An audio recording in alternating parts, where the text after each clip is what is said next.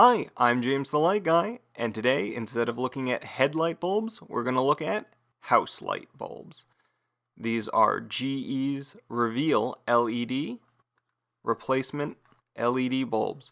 They replace a 60-watt bulb with these, which only consume 10 watts. They are supposed to have a long life of 13 years. That 13-year lifespan is based here on the back of running 3 hours per day, 7 days a week. And they are supposedly 600 lumens. Looking at the back, you can see the color here is a 2850K, a very warm yellowish light. These are E23 screw socket, so a standard bulb in most American homes, but they are much smaller in size than a standard bulb, similar in form factor to an A19 rather than an A23. You can see that we have a slightly glued on lens, which has a pinkish diffusion, slightly frosted. We'll see what that does for the color. It's stamped 600 lumens. There's the 2850K. We have 10 watt, 150 milliamp, 120 volt AC, 60 hertz, which is great for me since we are in the United States. Suitable for damp locations, which is excellent. These are currently installed in my bathroom above the mirror as my vanity lights, and I wanted to get an extra set in case these original ones had burned out.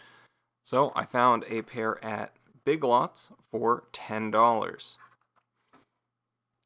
Alright, let's screw it in the light socket and see what happens. I quickly just threw this base together for this video. Let me know if you guys like it, and if not, what I can do to improve. Let's turn on the power. Alright, here you can see we are at 123 volts.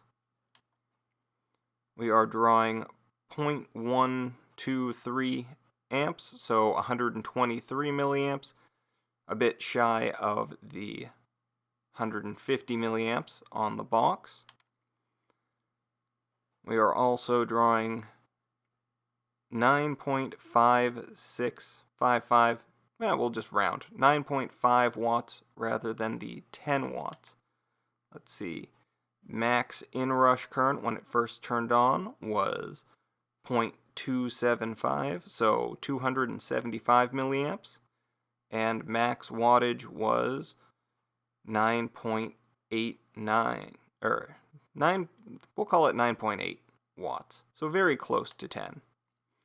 We are on a 60 hertz sine wave, which is great. Ooh, and our power factor is only 0.63.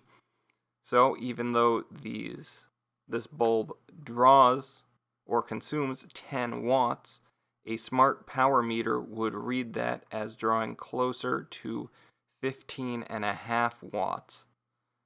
Depending on how your electrical company meters you, you may wind up paying slightly more. But again, even if they charge you for 15 watts, that's significantly lower than the 60 watts that this bulb replaces. Getting that out of the way, we have our Dr. Meter Lux meter. I'm going to turn off the studio lights and we'll get a measurement on the bulbs. Give me 1 sec. We now have the lights off and we can turn on our meter. Instead of using the times 10 function, we are going to use the 1 times function, as these are fairly dim compared to our headlight bulbs, and we're going to measure at about 1 foot away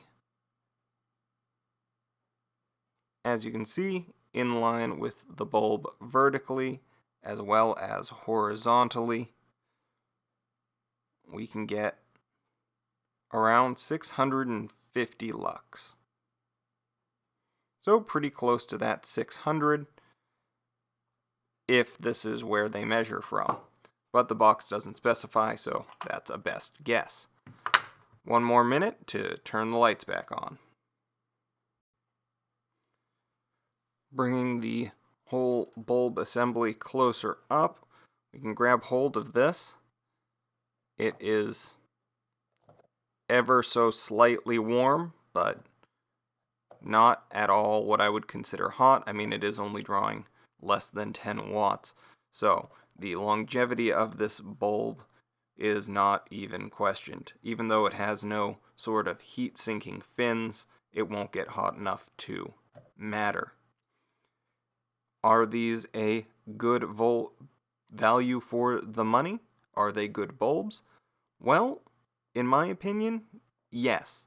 I really like the slim form factor, and when in a vanity by the mirror with a small lens covering the bulb base, they are quite stylish. Certainly better than a bulbous bulb.